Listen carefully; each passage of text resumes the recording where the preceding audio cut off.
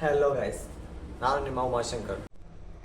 ನೋಡಿ friends, total KCET ಪ್ರಾಸೆಸನ್ನು ನಾವು 9 steps ಆಗಿ ಮಾಡಿದ್ದೀವಿ. ಸೊ 9 ಸ್ಟೆಪ್ಸಲ್ಲಿ ಫಸ್ಟು ಎಲ್ಲ ಸ್ಟೆಪ್ಸನ್ನ ಡೀಟೇಲಾಗಿ ಹೇಳ್ಕೊಡ್ತೀನಿ ಫ್ರೆಂಡ್ಸ್. ಲಾಸ್ಟ್ವರೆಗೂ ನೋಡಿ, ಸ್ಕಿಪ್ ಮಾಡದೆ. ಯಾಕಂದ್ರೆ ನಾನು ಒಂದೊಂದರಲ್ಲಿ ತುಂಬ ಡೆಪ್ತ್ ಇದೆ ಫ್ರೆಂಡ್ಸ್. ಇದರಲ್ಲಿ ನಾನು ತುಂಬ ಶಾರ್ಟಾಗಿ ಬರ್ದಿದ್ದೀನಿ. ಸೊ ನೀವು ಇದನ್ನೇ ನೀವು ಸ್ಕ್ರೀನ್ಶಾಟ್ ತೊಗೊಂಡು ನಿಮ್ಮ ಪ್ರಾಸೆಸ್ ಯಾವ ಥರ ಇರುತ್ತೆ ಅಂತ ನೀವು ಕೂಡ ಅನಲೈಸ್ ಮಾಡ್ಬೋದು. ನಾನು ಒಂದ್ಸಲ ತಿಳಿಸ್ಕೊಡ್ತೀನಿ ಫ್ರೆಂಡ್ಸ್. ತಿಳಿಸ್ಕೊಟ್ಟಿದ ಮೇಲೆ ಇದನ್ನು ಒಂದ್ಸಲ ಸ್ಕ್ರೀನ್ಶಾಟ್ ತೊಗೊಂಬಿಡಿ, ನೀವು ನಿಮಗೆಲ್ಲ ಅರ್ಥ ಆಗುತ್ತೆ. ನೋಡಿ ಫ್ರೆಂಡ್ಸ್, ಒಂದು KCETಗೆ ರಿಸಲ್ಟ್ ಬರುತ್ತೆ. ಸೊ KCET ರಿಸಲ್ಟ್ ಬಂದಮೇಲೆ ನಿಮ್ಮದು ರ್ಯಾಂಕ್ ವೈಸ್ ಇರುತ್ತೆ, ಎಲ್ಲದು ಪರ್ಸೆಂಟೇಜ್ ವೈಸ್ ಇರಲ್ಲ. ಪರ್ಸೆಂಟೇಜ್ ಏನಿದ್ರು PUC ಲೆವೆಲ್ ಮಾತ್ರ. ನಿಮ್ಮದು BTech ಹೋದ್ಮೇಲೆನೂ ಮತ್ತು ಒಂದು B.Pharm ಹೋದ್ಮೇಲೆ ಎಲ್ಲ ನಿಮ್ಮದು CGPA ಇರುತ್ತೆ. CGPA ಮಾತ್ರ ಗ್ರ್ಯಾಜುಯೇಷನ್ಸ್ ಒಂದು ಪ್ರೊಫೆಷ್ನಲ್ ಕೋರ್ಸಲ್ಲಿ ಮಾತ್ರ ನಿಮಗೆ CGPA ಸಿಗೋದು. ಸೊ KCET ರ್ಯಾಂಕ್ ವೈಸ್ ಕೊಡುತ್ತೆ. ಆ ರ್ಯಾಂಕ್ ಯಾವ ಥರ ಇರುತ್ತೆ ಅಂದರೆ, ಪ್ರತಿ ಒಂದೊಂದು ಕೋರ್ಸಿಗೂ ಸಪ್ರೇಟ್ ರ್ಯಾಂಕ್ ಇರುತ್ತೆ. ಯಾವ ಥರ ಅಂದರೆ, ಇಂಜಿನಿಯರಿಂಗ್ದು ಸಪ್ರೇಟ್ ರ್ಯಾಂಕ್ ಇರುತ್ತೆ. ನೀವು ಇಂಜಿನಿಯರಿಂಗ್ ಅಂದರೆ ನೀವೇನು ತೊಗೊಂಡಿರ್ತೀರ, ಫಿಸಿಕ್ಸ್ ತೊಗೊಂಡಿರ್ತೀರ, ಮ್ಯಾಥ್ಸ್ ತೊಗೊಂಡಿರ್ತೀರ, ಕೆಮಿಸ್ಟ್ರಿ ತೊಗೊಂಡಿರ್ತೀರ. ಸೊ ಅದ್ರದ್ದು ಮಾತ್ರ ಸಪ್ರೇಟ್ ಇರುತ್ತೆ. ಯಾಕಂದರೆ ಬಯಾಲಜಿ ಬರೋಲ್ಲ ಮ್ಯಾಥ್ಸಲ್ಲಿ, ಇಂಜಿನಿಯರಿಂಗಲ್ಲಿ ಬಯಾಲಜಿ ಬರೋಲ್ಲ ಫ್ರೆಂಡ್ಸ್. ಇದೊಂದು ಜ್ಞಾಪಕ ಇಟ್ಕೊಳ್ಳಿ. ಯಾಕಂದರೆ ಬಯಾಲಜಿ ಬರೋದು ಮೆಡಿಕಲ್ ಫೀಲ್ಡಲ್ಲಿ. ಮೆಡಿಕಲ್ ಫೀಲ್ಡ್ ಅಂದರೆ ನಿಮ್ಮೊಂದು B.Pharm ಇರ್ಬೋದು, BSc ನರ್ಸಿಂಗ್ ಇರ್ಬೋದು, BNY ವೆಟನರಿ ಇರ್ಬೋದು, ಇವೆಲ್ಲಕ್ಕೂ ನಿಮ್ಮದು ಬಯಾಲಜಿ ಆ್ಯಡ್ ಆಗುತ್ತೆ. ಬಟ್ ನೀವು ಇಂಜಿನಿಯರಿಂಗ್ ಓದೋಲ್ಲಿ ಇಂಜಿನಿಯರ್ ಫಾರ್ ಬಯಾಲಜಿ ಅಂತ ಬರುತ್ತೆ, ಒಂದು ಸಬ್ಜೆಕ್ಟ್ ಬರುತ್ತೆ, ಕಂಪಲ್ಸರಿ ಬರುತ್ತೆ. ಅದು 4th ಸೆಮ್ಮಲ್ಲಿ ಬರುತ್ತೆ ಫ್ರೆಂಡ್ಸ್. ಬಟ್ ನಿಮಗೊಂದು ಈ ಒಂದು KCET ರಿಸಲ್ಟಲ್ಲಿ ಮಾತ್ರ ಎಲ್ಲ ಕೋರ್ಸ್ಗಳು ಬರ್ತವೆ. Engineering, B.Pharm, BNY, BSc nursing, veterinary ಏನೋ ಜಾಸ್ತಿ ಬರ್ತವೆ ಫ್ರೆಂಡ್ಸ್. ಈ ಥರ ಬರುತ್ತೆ. ಅದ್ರ ಸಪ್ರೇಟ್ ಅದರ ಫ್ರಂಟ್ ಪೇಜಲ್ಲೇ ನಿಮಗೆ ರ್ಯಾಂಕ್ ವೈಸ್ ಬರುತ್ತೆ. BTech ಎಷ್ಟು ಬಂದಿದೆ, ಅದಕ್ಕೆ ಎಷ್ಟು ಬಂದಿದೆ, ಇದಕ್ಕೆ B.Pharmಗೆ ಎಷ್ಟು ಬಂದಿದೆ ಅಂತ ಎಲ್ಲ ರ್ಯಾಂಕ್ ವೈಸ್ ಕೊಡ್ತಾರೆ. ಸೊ ನಿಮಗೆ ಈ ಒಂದು BTechಂದು ರ್ಯಾಂಕ್ ವೈಸ್ ಬಂದಿದ ಮೇಲೆ, KCET ರ್ಯಾಂಕ್ ಬಂದಿದ ಮೇಲೆ ನೀವು ಮಾಡಬೇಕಾದ ಮೊದಲನೇ ಕೆಲಸ ಕಾಲೇಜ್ ಲೀಸ್ಟ್ ಪ್ರಿಪೇರ್ ಮಾಡಿ ಫ್ರೆಂಡ್ಸ್. ಯಾಕಂದರೆ ನಿಮ್ಗೆ ಗೊತ್ತಿರುತ್ತೆ ಯಾವ ಕಾಲೇಜ್ ನನ್ನ CET ರ್ಯಾಂಕು BTechಲ್ಲಿ ಇಷ್ಟು ಚೆನ್ನಾಗಿ ಬಂದಿದೆ, 20,000 ಬಂದಿದೆ, 15, 19, 90,000 ಬಂದಿದೆ. ಸೊ ನನಗೆ ಈ ಕಾಲೇಜ್ ಚೆನ್ನಾಗಿ ಸಿಗುತ್ತೆ, ನನಗೆ ಹತ್ತಿರದಲ್ಲಿ ಈ ಕಾಲೇಜ್ ಇದೆ, ಚೆನ್ನಾಗಿರುತ್ತೆ. ಸೊ ನಾನು BTech ಮಾಡ್ತೀನಿ, ನಾನು ಅದರಲ್ಲೇ ನನ್ನ ಟ್ಯಾಲೆಂಟ್ ಏನನ್ನು ತೋರಿಸ್ತೀನಿ ಅನ್ನೋರು ಯಾರೋ ಇದ್ದರೆ, ಸೊ ಕಂಪಲ್ಸರಿ CET ರ್ಯಾಂಕ್ ಬಂದಿದ ಮೇಲೆ ಯಾವುದು ಚೆನ್ನಾಗಿ ಬಂದಿರುತ್ತೆ, ನಿಮ್ಮದೊಂದು CET ರ್ಯಾಂಕು ನಿಮ್ಗೆ ಇಷ್ಟ ಇರುತ್ತೆ, ಆ ಕಾಲೇಜ್ ಫೆಸಿಲಿಟಿ ಎಲ್ಲ ಇಷ್ಟ ಇರುತ್ತೆ ನಿಮಗೆ, ಅದರ ಸಪೋರ್ಟಿಂಗ್ ಮನೇಲಿ ಇರುತ್ತೆ ಅಂದರೆ, ಸೊ ಫಸ್ಟ್ ಕಾಲೇಜ್ ಲೀಸ್ಟ್ ಮಾಡಿ. ಆ ಕಾಲೇಜ್ ಲೀಸ್ಟ್ ಎಷ್ಟಿರಬೇಕಂದ್ರೆ ಫ್ರೆಂಡ್ಸ್, ಮಿನಿಮಮ್ ಒಂದು 60 ಕಾಲೇಜ್ನಿಂದ 100 ಕಾಲೇಜ್ ಲೀಸ್ಟ್ ಮಾಡಿ. ಅದರಲ್ಲಿ ಗೌರ್ಮೆಂಟ್ ಇರ್ಬೋದು, ಪ್ರೈವೇಟ್ ಇರ್ಬೋದು, ಗೌರ್ಮೆಂಟ್ ಪ್ಲಸ್ ಪ್ರೈವೇಟ್ ಎರಡು ಇರ್ಬೋದು. ಟೋಟಲ್ 100 ಕಾಲೇಜ್ ಲೀಸ್ಟ್ ಮಾಡಿ. ಅದು ಯಾವ ಥರ ಮಾಡಬೇಕಂದ್ರೆ, ಸಪ್ರೇಟ್ ಒಂದು ಪೇಪರ್ ತೊಗೊಂಡು ಫುಲ್ಲು ಕಾಲೇಜ್ ಲೀಸ್ಟ್ ಬರೀರಿ. ಆ ಕಾಲೇಜ್ ಲೀಸ್ಟ್ ಯಾವ ಥರ ಇರಬೇಕಂದ್ರೆ, ಆ ಕಾಲೇಜಲ್ಲಿ ಫಸ್ಟು ನಿಮಗೆ ಹತ್ತಿರದಲ್ಲೇ ಇರಬೇಕು, ತುಂಬ ಲಾಂಗ್ ಇರಬಾರ್ದು. ಇಲ್ಲ ನಾನು ಔಟ್ಸೈಡ್ ಹೋಗ್ತೀನಿ ಅಂದರೆ ಓಕೆ ಫ್ರೆಂಡ್ಸ್, ಔಟ್ಸೈಡ್ ಹೋಗ್ತೀನಿ ಅಂದರೆ ಆ ಕಾಲೇಜಿದ್ದು ಯಾವ ಥರ ಇರಬೇಕಂದ್ರೆ, ನೀವು ನಿಮ್ಮ ಸರೌಂಡಿಂಗಲ್ಲಿ ಮಾಡ್ಬೇಕು ಅಂದ್ಕೊಂಡವ್ರಿಗೆ ಯಾವ ಥರ ಇರಬೇಕಂದ್ರೆ ಥಿಂಗ್ಸು, ಅದು ನಿಮಗೆ ಹತ್ತಿರದಲ್ಲಿ ಇರಬೇಕು ಫ್ರೆಂಡ್ಸ್. ಫಸ್ಟ್ ಪಾಯಿಂಟು ಕಾಲೇಜ್, ಯಾವುದೇ ಕಾಲೇಜಲ್ಲೇ BTech ಇಂಜಿನಿಯರಿಂಗ್ ಆಯಿತು, ಇಲ್ಲ ನಿಮಗೆ B.Pharm ಆಯಿತು, ನರ್ಸಿಂಗ್ ಆಯಿತು, ವೆಟನರಿ ಆಯಿತು, B.Pharm ಆಯಿತು, ಯಾವುದೇ ಕಾಲೇಜಲ್ಲಿ ಹತ್ತಿರದಲ್ಲಿ ಇರಬೇಕು. ತುಂಬ ದೂರ ಟ್ರಾವೆಲಿಂಗ್ ಮಾಡೋ ಥರ ಇರಬಾರ್ದು. ಸೆಕೆಂಡ್ ಪಾಯಿಂಟು, ಒಳ್ಳೆ ಎಕ್ಸ್ಪೀರಿಯನ್ಸ್ ಲೆಕ್ಚರ್ ಇರಬೇಕು. ಕಂಪಲ್ಸರಿ ಒಳ್ಳೆ ಎಕ್ಸ್ಪೀರಿಯನ್ಸ್ ಲೆಕ್ಚರ್ ಇದ್ದರೆ ನಿಮಗೂ ಯೂಸ್ ಆಗುತ್ತೆ ಅಲ್ಲ ಫ್ರೆಂಡ್ಸ್. ಚೆನ್ನಾಗಿ ಹೇಳ್ಕೊಡ್ತಾರೆ, ಡೆಪ್ತಾಗಿ ಹೇಳ್ಕೊಡ್ತಾರೆ, ನೀವು ಗೇಟಿಗೆ ಯೂಸ್ ಆಗುತ್ತೆ. ಸೊ ಒಳ್ಳೆ ಎಕ್ಸ್ಪೀರಿಯನ್ಸ್ ಲೆಕ್ಚರ್ ಇರಬೇಕು. ಆಮೇಲೆ ಕ್ಯಾಂಪಸ್ ಸೆಲೆಕ್ಷನ್ ಅಂದರೆ ನಮ್ಮ ಒಂದು ಕಾಲೇಜ್ಗೆ ಬೇರೆ ದೊಡ್ಡ ದೊಡ್ಡ ಕಂಪ್ನಿಗಳು ಬಂದು ನಮ್ಮನ್ನು ಜಾಬ್ ಆಪರ್ಚುನಿಟಿ ಕೊಡೋವಂಥ ಒಂದು ಕಾಲೇಜ್ ಇರಬೇಕು. ಈಗ ಎಷ್ಟೊಂದು ಕಾಲೇಜಲ್ಲಿ ಇನ್ಫೋಸಿಸ್ ಅಂತ, ಇಂಟೆಲ್ ಅಂತ ದೊಡ್ಡ ದೊಡ್ಡ ಕಂಪ್ನಿಗಳೆಲ್ಲ ಬರ್ತವೆ ಫ್ರೆಂಡ್ಸ್. ಬಂದು ಅವರೇ ಜಾಬ್ ಆಫರ್ ಮಾಡ್ತಾರೆ. ಸೊ ಕಮೆಂಡ್ ಆಗಿರ್ತವೆ ಕಾಲೇಜಸ್ಸು. ಸೊ ಕ್ಯಾಂಪಸ್ ಸೆಲೆಕ್ಷನ್ ಇರಬೇಕು. ಕ್ಯಾಂಪಸ್ ಸೆಲೆಕ್ಷನ್ ಆಗಿದ್ಮೇಲೆ, ಅಲ್ಲಿ ಒಂದು ಸೆಲೆಕ್ಷನ್ ಆಗಿದ್ಮೇಲೆ ಒಳ್ಳೆ ಪ್ಯಾಕೇಜ್ ಕೊಡೋವಂಥ ಕಾಲೇಜ್ ಇರಬೇಕು ಫ್ರೆಂಡ್ಸ್. ಅಂದರೆ ಒಂದು ಆ್ಯನ್ಯಮ್ಗೆ ಬಂದು 20 ಲ್ಯಾಕು, 30 ಲ್ಯಾಕು, 15 ಲ್ಯಾಕು ಆ ಥರ ಕೊಡೋವಂಥ ಒಂದು ಕಾಲೇಜ್ ಇರಬೇಕು. ಕ್ಯಾಂಪಸ್ ಸೆಲೆಕ್ಷನ್ ಆಗಿದ್ಮೇಲೆ ಒಳ್ಳೆ ಪ್ಯಾಕೇಜ್, ಗುಡ್ ಪ್ಯಾಕೇಜ್ ಕೊಡೋವಂಥದ್ದು ಇರಬೇಕು ನೋಡಿ friends. Good package, experience lecture, campus selection ಈ ಥರ ಇರಬೇಕು ಫ್ರೆಂಡ್ಸ್. ಆ ಥರ ಒಂದು ಕಾಲೇಜಿನ ಲೀಸ್ಟನ್ನು ನೋಡ್ಕೊಂಬಿಡಿ. ಪ್ರತಿಯೊಂದನ್ನು ಚೆಕ್ ಮಾಡಿ ಫ್ರೆಂಡ್ಸ್. ಕಾಲೇಜಲ್ಲಿ ಆ ಕಾಲೇಜ್ಗೆ ಹಾಸ್ಟೆಲ್ ಫೆಸಿಲಿಟಿ ಇದೆನಾ, ಮೆಸ್ ಫೆಸಿಲಿಟಿ ಇದೆನಾ, ವಾಟರ್ ಫೆಸಿಲಿಟಿ ಇದೆನಾ, ಅದು ಎಷ್ಟು ದೂರ ಇದೆ, ಅದು ನಮ್ಗೆ ಸೆಟ್ ಆಗುತ್ತಾ, ಆಮೇಲೆ ಗೌರ್ಮೆಂಟ್ ಇದೆನಾ, ಪ್ರೈವೇಟ್ ಇದೆನಾ, ಲೆಕ್ಚರ್ಸ್ ಯಾವ ಥರ ಇದ್ದಾರೆ, ಪ್ರತಿಯೊಂದನ್ನು ನೀವು ಅನಲೈಸ್ ಮಾಡಿ ಕಾಲೇಜ್ ಲೀಸ್ಟ್ ಮಾಡಿ. ರೆಫರೆನ್ಸು ಸುಮ್ಮನೆ ಮಾಡಿದ್ರೆ ಸೆಟ್ ಆಗೋಲ್ಲ ಫ್ರೆಂಡ್ಸ್. ರೆಫರೆನ್ಸ್ ಕೊಡಿ. ಯಾವ ಥರ ಅಂದರೆ ಆರ್ಡರ್ ವೈಸು, ಈ ಕಾಲೇಜು ನಾನು ಫಸ್ಟಲ್ಲಿ ಇರಬೇಕು, ಸಿಕ್ಕರೆ ಇದೆ ನನಗೆ ಸಿಗಬೇಕು, ಇದು ಸಿಕ್ಕಿಲ್ಲ ಸೆಕೆಂಡ್ ಇದು ಸಿಗಬೇಕು, ಫಸ್ಟ್ ನನಗೆ ವಿಶ್ವೇಶ್ವರಯ್ಯ ಕಾಲೇಜ್ ಸಿಗಬೇಕು, ಇಲ್ಲ ರಾಮಯ್ಯ ಸಿಗಬೇಕು, ಇಲ್ಲ ಅಶೋಕನ್ ಕಾಲೇಜ್ ಸಿಗಬೇಕು, ಅಶೋಕನ್ ಸಿಕ್ಕಿಲ್ಲ ಚಕ್ರವರ್ತಿ ಇದು ಸಿಗಬೇಕು. ಈ ಥರ ಫಸ್ಟು ಸೆಕೆಂಡು ಥರ್ಡು ಇದು ಸಿಕ್ಕಿಲ್ಲ ಇದು ಸಿಕ್ಕಿಲ್ಲ ಈ ಥರ ಆರ್ಡರ್ ವೈಸ್ ಮಾಡ್ಕೊತ ಬರ್ರಿ ಫ್ರೆಂಡ್ಸ್. ಪ್ರತಿಯೊಂದು ಕಾಲೇಜ್ ಏನೇನು ಕೋರ್ಸ್ ಮಾಡ್ಬೇಕು ಅನ್ಕೊತಿರಲ್ಲ ಅದನ್ನೆಲ್ಲನೂ ಇದೇ ಆರ್ಡರ್ ವೈಸಲ್ಲಿ ಬರ್ಕೊಂಬಂತ ಬರ್ರಿ. ಸೊ ನಮಗೆ ರಿಸಲ್ಟ್ ಬಂದಮೇಲೆ ಕಾಲೇಜ್ ಲೀಸ್ಟ್ ಆಯಿತು. ಸೊ ಲೀಸ್ಟ್ ಆಗಿದ್ಮೇಲೆ ನಿಮಗೆ ಕೇಸ್ ರಿಸಲ್ಟ್ ಬಂದಮೇಲೆ ಡಾಕ್ಯುಮೆಂಟ್ ವೆರಿಫಿಕೇಷನ್ ಕರೀತಾರೆ ಫ್ರೆಂಡ್ಸ್. ಡಾಕ್ಯುಮೆಂಟ್ ವೆರಿಫಿಕೇಷನಲ್ಲಿ ಏನೇನು ಡಾಕ್ಯುಮೆಂಟ್ಸ್ ಬೇಕು ಅನ್ನೋದು ನಾನು ಒಂದು ಸಪ್ರೇಟ್ ಒಂದು ವೀಡಿಯೋ ಮಾಡಿ ಅಪ್ಲೋಡ್ ಮಾಡ್ತೀನಿ ಫ್ರೆಂಡ್ಸ್, ಅದನ್ನು ನೋಡಿ. ಸೊ ಅದರಲ್ಲಿ ಒಂದು ಕೇಸ್ ಡಾಕ್ಯುಮೆಂಟ್ ವೆರಿಫಿಕೇಷನ್ ಯಾವ ಥರ ಕರೀತಾರೆ ಅಂದರೆ, ಇವಾಗ ಒಂದು ಎಕ್ಸಾಂಪಲ್ ನೋಡಿ ಫ್ರೆಂಡ್ಸ್, ಯಾವ ಥರ ಅಂದರೆ 10,000ದಿಂದ 20,000, 10,001 ರ್ಯಾಂಕ್ನಿಂದ 20,001 ರ್ಯಾಂಕ್ವರೆಗೆ, ಒಂದು 10,000ದಿಂದ 21,000 ರ್ಯಾಂಕ್ನವರು 1ನೇ ತಾರೀಕು 6ನೇ ತಿಂಗಳ 2024 ದಿನ ಬರಬೇಕು. ಅದು ಮಧ್ಯಾಹ್ನ 2 ಗಂಟೆಗೆ. ಅಂದರೆ ಟೋಟಲ್ ನಮ್ಮದು ರ್ಯಾಂಕ್ ಒಂದು 10 ದಿನ ಮಾಡ್ತಾರೆ ಫ್ರೆಂಡ್ಸ್. ಇದನ್ನು ಇದು ಡಾಕ್ಯುಮೆಂಟ್ ವೆರಿಫಿಕೇಷನ್ನೇ ಒಂದು 10 ದಿನ ಆಗುತ್ತೆ. ಯಾಕಂದರೆ ಈ ರ್ಯಾಂಕ್ನಿಂದ ಈ ರ್ಯಾಂಕ್ ದಿನ ಜನಗಳು ಮಾತ್ರ ಬರಬೇಕು, ಉಳಿಕಿದವ್ರು ಬರೋಕ್ಕಾಗಲ್ಲ. ಯಾಕಂದರೆ ಫ್ರೆಂಡ್ಸ್ ತುಂಬ ಜನ ಆಗಿಬಿಟ್ರೆ ಅವ್ರಿಗೂ ಡಾಕ್ಯುಮೆಂಟ್ ವೆರಿಫಿಕೇಷನ್ ಮಾಡಿ ಅಪ್ಲೋಡ್ ಮಾಡಬೇಕು ಆಗುತ್ತೆ ಫ್ರೆಂಡ್ಸ್. ನಿಮಗೆ ಅಪ್ಲೋಡ್ ಮಾಡಿದ ತಕ್ಷಣ ನಿಮ್ಮ ಮೆಸೇಜ್ ಅಲರ್ಟ್ ಬರುತ್ತೆ, ನಿಮ್ದು ಈ ಡಾಕ್ಯುಮೆಂಟ್ಸ್ ಎಲ್ಲ ಇದೆ, ನಿಮ್ಮ ಎಲಿಜಿಬಿಲಿಟಿ ಇಷ್ಟಿದೆ, ನಿಮಗೆ ಕನ್ನಡ ಮೀಡಿಯಮ್ ಇದೆ, ರೂರಲ್ ಇದೆ, ಸ್ಟಡಿ ಸರ್ಟಿಫಿಕೇಟ್ ಇದೆ, ಹೈದರಾಬಾದ್ ಕರ್ನಾಟಕ ಇದೆ, ನೀವು SC ST ಇದ್ದೀರಾ, ನಿಮಗೆ ಇಂಥ ಒಂದು ಫೆಸಿಲಿಟಿ ಇದೆ, ನೀವು ಸ್ಪೋರ್ಟ್ಸ್ ಕೋಟದಿಂದ ಬಂದಿದ್ದೀರಾ ಅನ್ನೋದು ನಿಮಗೆ ಆಟೋಮೆಟಿಕ್ ಅಲ್ಲೇ ಮೆಸೇಜ್ ಬರುತ್ತೆ. ಸೊ ಈ ರ್ಯಾಂಕ್ನಿಂದ ಈ ರ್ಯಾಂಕ್ ಜನರು ಇವತ್ತೇ ಬರಬೇಕು. ಸೊ ಒಂದಿನ ಲೇಟ್ ಆದರೂ ಪರವಾಗಿಲ್ಲ, ಬರ್ಬೋದು, ಆದರೆ ಮುಂಚಿತವಾಗಿ ಹೋಗೋಕ್ಕಾಗಲ್ಲ ಫ್ರೆಂಡ್ಸ್. ಕರೆದಿದ್ದ ಮೇಲೆ ಡಾಕ್ಯುಮೆಂಟ್ ವೆರಿಫಿಕೇಷನಲ್ಲಿ ನಂದು ನಾಳೆ ಇದೆ. ನಾಳೆ ಅಂದರೆ 6ನೇ ತಾರೀಕು 6ನೇ ತಿಂಗಳದಾಗ ಐತಿ ನಂದು ಡಾಕ್ಯುಮೆಂಟ್ ವೆರಿಫಿಕೇಷನು. ಅದು 12 ಗಂಟೆಗೆ ಐತಿ. ಬಟ್ ನಾನು ಇವತ್ತು ಹೋಗೋಕ್ಕಾಗಲ್ಲ, 5ನೇ ತಾರೀಕು 6ನೇ ತಿಂಗಳದಾಗ ಆಗಲ್ಲ. ಇನ್ನೂ ಬೇಕಂದ್ರೆ ಒಂದಿನ ಬಿಟ್ಟು ಹೋಗ್ಬೋದು ಹಿಂದಕ್ಕೆ.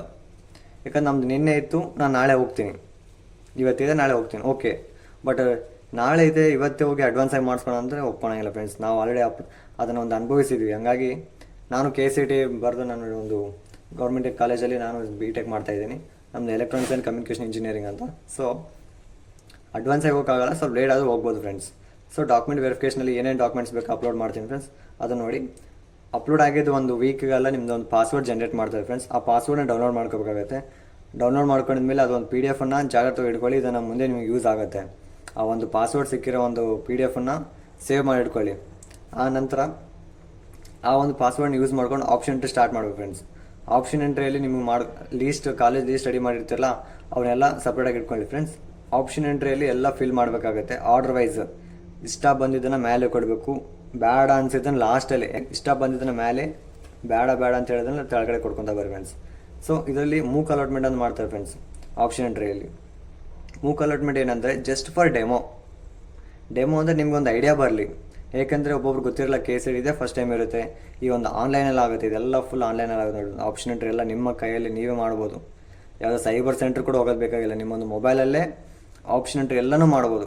ಪ್ರತಿ ಸಲ ನೀವು ಹೋಗಿ ಲಾಗಿನ್ ಆಗ್ಬೋದು, ಮತ್ತು ರಿಟರ್ನ್ ಬರ್ಬೋದು. ಯಾರ್ಯಾರು ನನ್ನ ಲಾಗಿನ್ ಯೂಸ್ ಮಾಡಿದಾರೆ, ನನ್ನ ಪಾಸ್ವರ್ಡ್ ಯೂಸ್ ಮಾಡಿ ಪ್ರತಿಯೊಂದನ್ನು ಚೆಕ್ ಮಾಡ್ಬೋದು ಫ್ರೆಂಡ್ಸ್. ಎಲ್ಲನೂ ಡೀಟೇಲಾಗಿ KE ವೆಬ್ಸೈಟ್ ಅವರು ಡಿಸೈನ್ ಮಾಡಿದ್ದಾರೆ ಆ ಥರ ವೆಬ್ಸೈಟನ್ನು. ಸೊ ಮೂಕ್ ಅಲಾಟ್ಮೆಂಟ್ ಇರುತ್ತೆ. ನಿಮ್ಮ ಮೂಕ್ ಅಲಾಟ್ಮೆಂಟಲ್ಲಿ ಒಂದು 50 ಕಾಲೇಜ್ ಲೀಸ್ಟ್ ಕೊಟ್ಟಿರ್ತೀರ.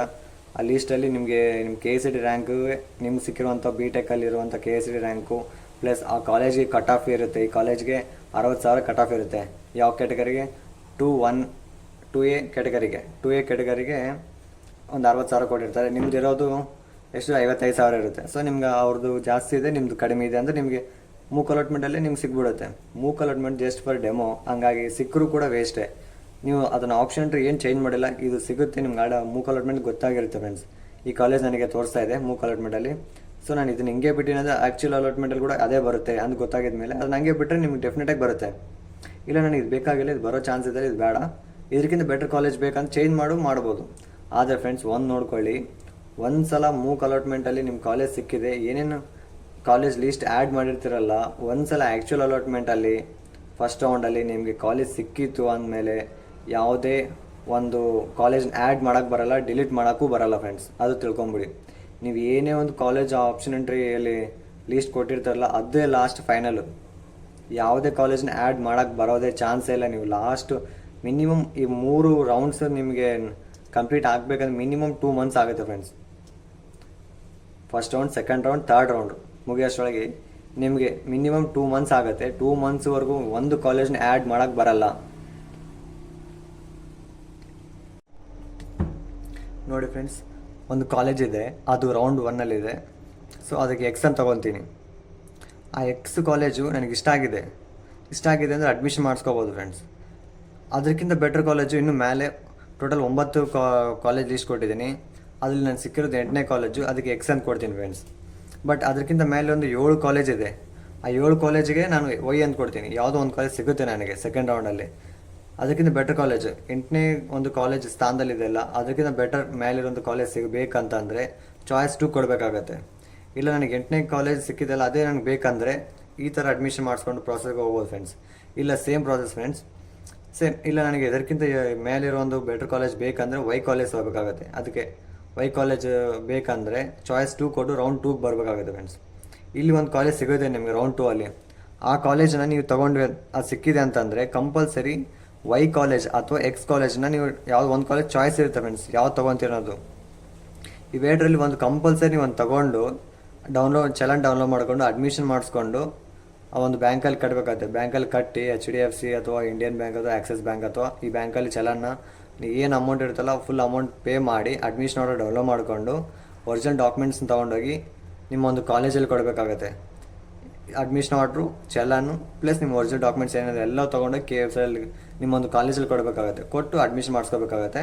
ನಿಮ್ಮ ಕಾಲೇಜವ್ರು ಕೂಡ ಅಪ್ಡೇಟ್ ಮಾಡ್ತಾರೆ KFCಯಲ್ಲಿ ನಿಮ್ಮ ಹೆಸರು ಮೇಲೆ ಇಂಥವ್ರು ಬಂದು ಜಾಯ್ನ್ ಆಗಿದ್ದಾರೆ ಅಂತ. ನೀವು ಬಂದು KFCಯಲ್ಲಿ ಬಂದು ಅಡ್ಮಿಷನ್ ಸಕ್ಸಸ್ಫುಲ್ ಅಂತಂದು ನೀವು ತೋರಿಸಿದ್ರೆ ನಿಮ್ಮ ಒಂದು ಕೌನ್ಸಿಲಿಂಗ್ ಎಲ್ಲಿ ಮುಕ್ತಾಯವಾಗುತ್ತೆ. ಸೊ ಚಾಯ್ಸ್ 1ನಲ್ಲಿ ಒಂದು ಕಾಲೇಜ್ ಸಿಕ್ಕಿದೆ, ನನಗೆ ಅದಕ್ಕಿಂತ ಬೆಟರ್ ಕಾಲೇಜ್ ಮೇಲೆ ಇನ್ನೂ ಲೀಸ್ಟ್ ಇದೆ ಅಂತಂದರೆ ಚಾಯ್ಸ್ 2ಗೆ ಬಂದು ಕೌನ್ಸಿಲಿಂಗ್ ಸ್ಟಾರ್ಟ್ ಮಾಡ್ಬೋದು ಫ್ರೆಂಡ್ಸ್. ಇಲ್ಲಿ ಸಿಗ್ಬೋದು, ಸಿಕ್ಕರೆ ಓಕೆ ಫ್ರೆಂಡ್ಸ್, ಸಿಗದೇನೆ ಇರ್ಬೋದು. ಸಿಕ್ಕಿಲ್ಲ ಅಂದರೆ ಎಕ್ಸ್ ಚಾಯ್ಸ್ ತೊಗೋಬೇಕಾಗುತ್ತೆ. ಸಿಕ್ಕರೆ ವೈ ಅಥವಾ ಎಕ್ಸ್ ಎರಡಾದರೂ ಒಂದು ತೊಗೋಬೇಕಾಗುತ್ತೆ ಫ್ರೆಂಡ್ಸ್. ಬಟ್ ಇವತ್ತು ಆಪ್ಷನ್ 2 ಯಾವ ಥರ ತೊಗೋಬೇಕಂದ್ರೆ ರೌಂಡ್ 2 ಚಾಯ್ಸ್ 2 ಯಾವ ಥರ ಅಂದರೆ ಮೇಲೆ ಲೀಸ್ಟಲ್ಲಿ ಇನ್ನು ಮೇಲೆ ಕಾಲೇಜಸ್ ಲೀಸ್ಟ್ ಇರಬೇಕು, ಇದ್ದರೆ ಮಾತ್ರ ಚಾಯ್ಸ್ 2 ಬರೋಕ್ಕಾಗುತ್ತೆ. ಓಕೆನಾ ಫ್ರೆಂಡ್ಸ್? ಸೊ ಥರ್ಡ್ ರೌಂಡ್ ಯಾವ ಥರ ಇರುತ್ತೆ ಅಂದರೆ ಥರ್ಡ್ ರೌಂಡಲ್ಲಿ ನಿಮಗೆ ಒಂದು ಕಾಲೇಜ್ ಸಿಕ್ಕಿದೆ, ಆ ಕಾಲೇಜ್ ನನಗೆ ಬೇಡನೇ ಬೇಡ, ಏನು ಅಮೌಂಟ್ ಜಾಸ್ತಿ ಆಗಿರೋದು ಇಲ್ಲ, ಎಲ್ಲೋ ಮೈಸೂರು ಮತ್ತು ಯಾವುದೋ ಒಂದು ಬೆಂಗಳೂರಲ್ಲೋ ಎಲ್ಲೋ ಒಂದು ಕಾಲೇಜ್ ಯಾವುದೋ ಮೂಲೆಯಲ್ಲಿ ಇದ್ದಿದ್ದು ಕಾಲೇಜ್ ಸಿಕ್ಕಿದೆ, ಆ ಕಾಲೇಜ್ ನನಗೆ ಬೇಡವೇ ಬೇಡ, ಫುಲ್ ಅದು ಲೀಸ್ಟಲ್ಲೇ ಡಿಲೀಟ್ ಮಾಡಬೇಕು ಅನ್ನೋದು ಏನೇ ಇದ್ದರೆ ಇಲ್ಲಿ ಕ್ಯಾನ್ಸಲ್ ಮಾಡಬೇಕಾಗುತ್ತೆ ಫ್ರೆಂಡ್ಸ್. ಫಸ್ಟ್ ರೌಂಡಲ್ಲಿ ಸಿಕ್ಕಿರೋ ಒಂದು ಕಾಲೇಜ್ನ ಕ್ಯಾನ್ಸಲ್ ಮಾಡಿ ಥರ್ಡ್ ರೌಂಡ್ ಬರಬೇಕಾಗತ್ತೆ. ಚಾಯ್ಸ್ 2ಅಲ್ಲಿ ಮಾತ್ರ ಯಾವುದೇ ಥರ ಸಿಕ್ಕಿರೋ ಕಾಲೇಜ್ನ ನೀವು ಡಿಲೀಟ್ ಮಾಡೋಕ್ಕೆ ಅಥವಾ ಮತ್ತೇನಾದರೂ ಮಾಡೋಕ್ಕೆ ಮ್ಯಾನ್ಪ್ಲೇಟ್ ಮಾಡೋಕ್ಕಾಗಲ್ಲ. ಸಿಕ್ಕಿರೋ ಕಾಲೇಜ್ ಕಂಪಲ್ಸರಿ ತಗೊಳ್ಳೇಬೇಕು, ತಗೊಂಡು ಮುಂದಕ್ಕೆ ಹೋಗ್ಬೇಕಾಗತ್ತೆ, ಅಡ್ಮಿಷನ್ ಮಾಡಿಸ್ಕೋಬೇಕಾಗತ್ತೆ. ಇಲ್ಲ ಅಂದರೆ 5 ಲಕ್ಷವರೆಗೂ ಪೆನಾಲ್ಟಿ ಬೀಳುತ್ತೆ, ನಿಮ್ಗೆ ಅಲ್ಲೇ ತೋರಿಸ್ತಾರೆ, KFCಯಲ್ಲಿ ತೋರಿಸುತ್ತೆ ಅದು ಕೂಡ. ಸೊ ಥರ್ಡ್ ರೌಂಡಲ್ಲಿ ಬಂದಿದ ಮೇಲೆ ಕಂಪಲ್ಸರಿ ಇಲ್ಲೊಂದು ಕಾಲೇಜ್ ಸಿಗುತ್ತೆ. ಆಲ್ಮೋಸ್ಟ್ ಎಲ್ಲರಿಗೂ ಸಿಗೋದು ಥರ್ಡ್ ರೌಂಡಲ್ಲಿ ಜಾಸ್ತಿ ಸಿಗುತ್ತೆ ಫ್ರೆಂಡ್ಸ್. ಏನೇನು ಸೀಟ್ಸ್ ಎಷ್ಟು ವೇಕೆನ್ಸಿ ಇದೆ ಅಂತ ನೀವು ಕಟ್ ಆಫ್ ಡೈಲಿ ಚೆಕ್ ಮಾಡ್ತಿರ್ಬೇಕಾಗತ್ತೆ. ಆ ಒಂದು ಕಟ್ ಆಫ್ ಥರ್ಡ್ ರೌಂಡಲ್ಲಿ ಕಾಲೇಜ್ ಸಿಗುತ್ತೆ. ಸಿಕ್ಕಿದ ತಕ್ಷಣ ಅಲ್ಲಿ ಚಲಾನ್ ಡೌನ್ಲೋಡ್ ಮಾಡ್ಕೋಬೇಕಾಗುತ್ತೆ. ಚಲಾನ್ ಡೌನ್ಲೋಡ್ ಮಾಡಿಕೊಂಡು ಒಂದು ಬ್ಯಾಂಕಲ್ಲಿ ಹೋಗಿ ಚಲಾನ್ನ ಅಮೌಂಟ್ ಏನಿತ್ತು ಪೇ ಮಾಡಿ ಮತ್ತು ಅಡ್ಮಿಷನ್ ಆರ್ಡರ್ ಡೌನ್ಲೋಡ್ ಮಾಡಿಕೊಂಡು ಅಡ್ಮಿಷನ್ ಆರ್ಡರ್ನ ಒಂದು 2 ಅವರ್ಸಲ್ಲಿ ಚಲಾನ್ ಕಟ್ಟಿದ ಒಂದು 2 ಅವರ್ಸಲ್ಲಿ ಅಡ್ಮಿಷನ್ ಆರ್ಡರ್ ಬರುತ್ತೆ. ಅಡ್ಮಿಷನ್ ಆರ್ಡ್ರು ಪ್ಲಸ್ ಚಲಾನು ಇವೆಲ್ಲ ಒರಿಜಿನಲ್ ಡಾಕ್ಯುಮೆಂಟ್ಸ್ನ ತೊಗೊಂಡೋಗಿ ಕಾಲೇಜಲ್ಲಿ ಸಬ್ಮಿಟ್ ಮಾಡಿದ್ಮೇಲೆ ಅವ್ರು ಅಪ್ಡೇಟ್ ಮಾಡ್ತಾರೆ ನಿಮ್ಮ ಹೆಸರು ಮೇಲೆ. ಅಪ್ಡೇಟ್ ಮಾಡಿದ್ಮೇಲೆ ನೀವು ಮತ್ತೆ KFCಯಲ್ಲಿ ಬಂದು ನಾನು ಅಡ್ಮಿಷನ್ ಸಕ್ಸಸ್ಫುಲ್ ಅಂತ ತೋರಿಸಿದೆ ಅಂತಂದು ಅಡ್ಮಿಷನ್ ಸಕ್ಸಸ್ ಆಗಿದೆ ಅಂತಂದು ನೀವು ಅಪ್ಲೋಡ್ ಮಾಡಬೇಕಾಗುತ್ತೆ. ಅಪ್ಲೋಡ್ ಮಾಡಿದ್ರೆ ನಿಮ್ಮೊಂದು ಕೌನ್ಸಿಲಿಂಗ್ ಮುಕ್ತಾಯವಾಗುತ್ತೆ. ಆಮೇಲೆ ಈ ಒಂದು ಥರ್ಡ್ ರೌಂಡ್ ಆಗಿದ್ಮೇಲೆ ನೀವು ಥರ್ಡ್ ರೌಂಡ್ ಅಟೆಂಡ್ ಆಗಿ ಒಂದು ಅಡ್ಮಿಷನ್ ಆಗಿದ್ಮೇಲೆ ಒಂದು 2 ವೀಕ್ಸ್ ನಂತರ ಮತ್ತೆ ಇನ್ನೊಂದು ಕೌನ್ಸಿಲಿಂಗ್ ಮಾಡ್ತಾರೆ ಫ್ರೆಂಡ್ಸ್. BTech ಅವ್ರದ್ದೇ ಅಥವಾ B.Pharm ಮತ್ತು BS ನರ್ಸಿಂಗ್ದು ಒಂದು ರೌಂಡ್ ಮಾಡಿ ಯಾರ್ಯಾರು ತಪ್ಪು ಮಾಡಿರ್ತಾರಲ್ಲ KCET ಒಳಗೆ ತಪ್ಪು ಮಾಡಿ ಕಾಲೇಜಲ್ಲಿ ಯಾವುದೇ ಥರ ಇಲ್ಲಿ ಸೀಟ್ ಸಿಕ್ಕಿರಲ್ಲ ಅವ್ರನ್ನೆಲ್ಲರೂ ಸೇರಿ ಮತ್ತೆ ಒಂದು ರೌಂಡ್ ಮಾಡಿ ಎಲ್ಲೆಲ್ಲಿ ವೇಕೆನ್ಸೀಸ್ ಇರ್ತಾವಲ್ಲ ಅಲ್ಲೆಲ್ಲ ತೊಗೊಂಡೋಗಿ ಹಾಕ್ತಾರೆ ಫ್ರೆಂಡ್ಸ್. ಅವ್ರನ್ನೂ ಮತ್ತೆ ಒಂದು ಕಾಲೇಜಲ್ಲಿ ಎಲ್ಲೆಲ್ಲಿ ವೇಕೆನ್ಸಿ ಇರ್ತಾವಲ್ಲ ಅಲ್ಲಿ ತೊಗೊಂಡೋಗಿ ಮತ್ತೆ ಆ ಸೀಟ್ಸ್ ಫುಲ್ ಮಾಡ್ತಾರೆ. ಸೊ ಇದೆಲ್ಲ ಏನಂದರೆ ಒಂದು 2 ವೀಕ್ಸ್ ಆಗಿದ್ಮೇಲೆ first round, second round, third round ಆಗಿ 2 ವೀಕ್ಸ್ ಆದಮೇಲೆ ಅದೊಂದು ಮತ್ತೆ ಇನ್ನೊಂದು 3 ಅಲಾಟ್ಮೆಂಟ್ ಮಾಡಿ ಅಲ್ಲೊಂದು 2 ರೌಂಡ್ಸ್ ಮಾಡಿ ಅಲ್ಲಿ ಏನೇನು ಉಳ್ಕೊಂಡಿದ್ದಲ್ಲ ನಮ್ಮ ಒಂದು ಇಂಜಿನಿಯರ್ ಆಸ್ಪಿರೆಂಟ್ಸು ಅವ್ರನ್ನೆಲ್ಲರನ್ನೂ ಸೀಟ್ಸ್ ಎಲ್ಲೆಲ್ಲಿ ಉಳಿದಿರ್ತಾವಲ್ಲ ಅಲ್ಲಿ ಮಾತ್ರ ಹಾಕ್ತಾರೆ ಫ್ರೆಂಡ್ಸ್ ತೊಗೊಂಡೋಗಿ. ಅಲ್ಲಿಗೆ ಒಂದು ಕೌನ್ಸಿಲಿಂಗ್ ಮುಕ್ತಾಯವಾಗುತ್ತೆ ಫ್ರೆಂಡ್ಸ್. ನೋಡಿ ಫ್ರೆಂಡ್ಸ್, ಈ ಥರ ಇರುತ್ತೆ ನಮ್ಮ ಒಂದು ಕೌನ್ಸಿಲಿಂಗ್ KCET ಪ್ರಾಸೆಸ್ ಈ ಥರ ಇರುತ್ತೆ. ಒಂದು ಸ್ಕ್ರೀನ್ಶಾಟ್ ತಗೊಂಬಿಡಿ ಫ್ರೆಂಡ್ಸ್, ಯೂಸ್ ಆಗುತ್ತೆ ಮುಂದೆ. Thank you friends.